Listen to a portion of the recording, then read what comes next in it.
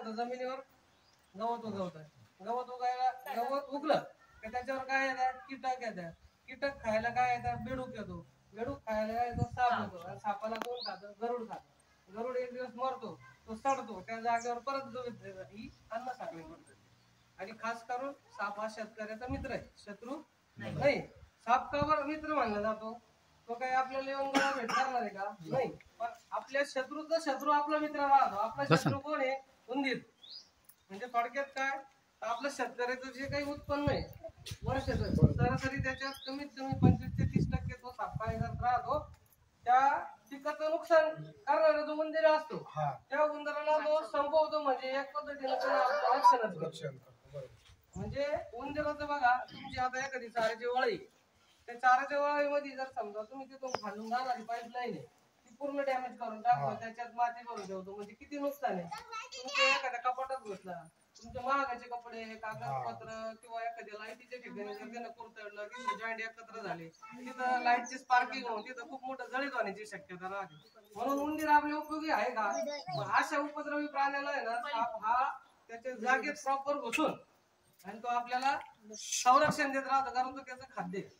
आणि जर समजा साप मारून टाकले तर मग आपलं नैसर्गिक पद्धतीनं संरक्षण होणार नाही. उंदरांची संख्या वाढत, उंदरांची संख्या वाढलीच म्हणजे आपलं नुकसान आहे. उंदराचं असं आहे, एक उंदीर जर आज जन्माला आला तर त्या पुढच्या 3 महिन्यामध्ये तो पिल्लं द्यायसाठी तयार होतो. एक उंदीर आज जन्माला आला तर 1 वर्षामध्ये 4,500 उंदीर राहतात.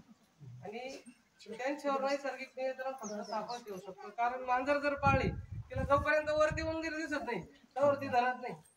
तुम्ही किती ज्याला औषध आणलं आणि ते जर उंदराच्या एका जरी उंदरात त्याच्यात जर खाऊन वाचला ना, तर त्याच्या पोटी एनर्जी पुढची पिढी राहते ती एवढी स्ट्रॉंग होती त्याला विष खाऊन काहीच होत. म्हणून नैसर्गिकरित्या जर कधी नियंत्रण ठेवत असेल तर फक्त आणि सापच आहे का, तो ज्या बिळात घुसला ना, तो बिळात त्याच्या पाठीमागे शेवटच्या टोकापर्यंत जाऊन त्याला पकडून खाऊ शकतो. आणि त्याच्यात आपलं काही नुकसान सुद्धा नाही. म्हणून आपल्याला साप महत्वाचा आहे. आणि सापांबद्दल भरपूर असे गैरसमज आहे. मग साप मागा लागतो, साप भूक धरतो, साप बाजूला घेतो, साप पुंगीच्या नादावर नाचतो, किंवा नाग असं नागेन मारले तर नाग घेतो विचारत, असं काहीच नाही. मी 20 वर्षापासून करतोय. दूध पितो हे ते सगळे गैरसमज, अंधश्रद्धा आहे. किंवा कुठलाही साप असा मागा लागत नाही, कुठलाही साप असा बदला घेत नाही, कुठलाही असं काहीच नसतं.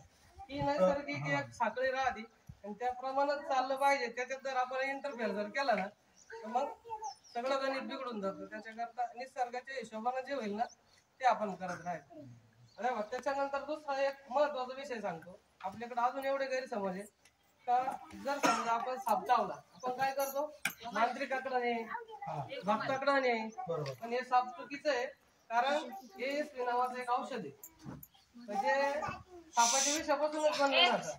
आणि विषारी सर्पदंशानंतर तेच औषध कामात येतं.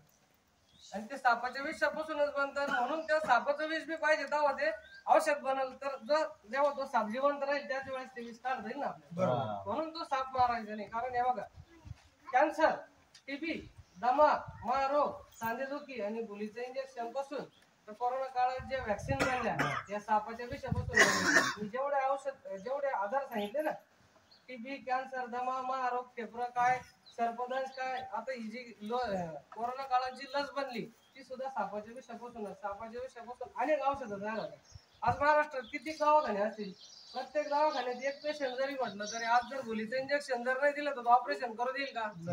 मग त्या अशा ठिकाणी त्याचं विष कामात येतं. म्हणून किती महत्वाचं आहे आता तुम्ही एक थोडक्यात तुमच्या लक्षात आला.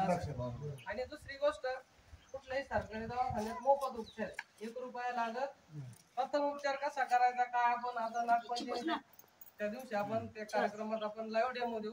त्या साप चावल्यानंतर आपण काय केलं पाहिजे, त्या माणसाला कसं दवाखान्यात न्यायचं, आणि साप घराच्या आजूबाजूला येणार नाही किंवा तो येऊ नये म्हणून आपण काय केलं पाहिजे, किंवा आला तरी आपण त्याच्यावर काय आपण पर्याय केला पाहिजे, या विषयावर आपण सविस्तर त्या दिवशी चित्रासहित किंवा हालचाली सहित किंवा व्हिडिओ सहित आपण प्रेझेंटेशन करू. आणि आशा करतो का एवढ्या छोट्याशा गोष्टीत सुद्धा तुम्हाला बऱ्यापैकी त्याचा अंदाज आला असेल. आणि नक्कीच आपण ज्या दिवशी आपण कार्यक्रम घेऊ इथं वस्तीतला एकही माणूस घरी राहणार नाही. फक्त याची जबाबदारी इथल्या जे स्थानिक लोक आहे यांनी घ्या, म्हणजे आपल्याला काय करायचं शेवटच्या तळागाळातल्या फार काळा कोपऱ्यातल्या लोकांपर्यंत ही माहिती गेली पाहिजे, कारण जेणेकरून जे गैरसमज आहे ना हे दूर झाले पाहिजे. एवढं बोलतो आणि थांबतो. बोनस खुर्सा आणि मण्यार तर अपवाद आहे, रात्रीचाच निघतो, रात्रीची शिकार करतो आणि रात्रीच गायब होऊन जातो. त्याच्यामुळे तो दिवसा आढळणं एकदम क्वचित राहत. कधीतरी एखाद्या वर्षात एखाद्या दिवशी जर दिसला तर दिवसा दिसतो, नाही तर तो निशाचर असल्यामुळं रात्रीचा संचार करतो, रात्रीच गायब होऊन जातो. निशाचर म्हणजे काय, रात्रीची शिकार करणार, रात्रीचाच फिरणार. पण त्याच्यामध्ये तो साप असा आहे का जर चावला तरी लक्षात येत नाही, एक मच्छर चावा एवढा त्रास होतो फक्त. आणि त्याच्यामुळं 70% असा गैरसमज होतो की मला काहीतरी मच्छर, मुंगी किंवा मुंगळा चावला आणि तो माणूस झोपेत लक्ष देत नाही काय झालंय ते, आणि त्याच्यात 70% मृत्यू लोकांचे होतात. पण ते कधी ऑक्टोबर नोव्हेंबर या दरम्यान, सप्टेंबर ऑक्टोबर या पिरियड मध्ये त्यांचं मिलन कार्य म्हणजे मिलन काळ असतो. त्या काळामध्ये बरेच जण असे ज्यावेळेस घरात झोपलेले असतात ते टेम्परेचर मेंटेन करण्यासाठी, म्हणजे थोडक्यात काय तर साप हा थंड रक्ताचा प्राणी असतो. जसं आपल्याला जठराग्नी असतो, आपण जर थंड सगळं सहन करू शकतो ना, तसं साप नाही करू शकत, कारण त्याला जठराग्नी नसतो, त्याला गरम तर सहन होत नाही. समजा साधारणतः कडक उन्हाळ्याच्या दिवसामध्ये 20-30 फूट जरी तो चालत गेला तरी आपोआप मरून जातो, कारण त्याचं रक्त गरम झालं तर त्याला अटॅक येतो. आणि राहिली दुसरी गोष्ट, हिवाळ्यात सुद्धा तो जास्त बाहेर निघत नाही, कारण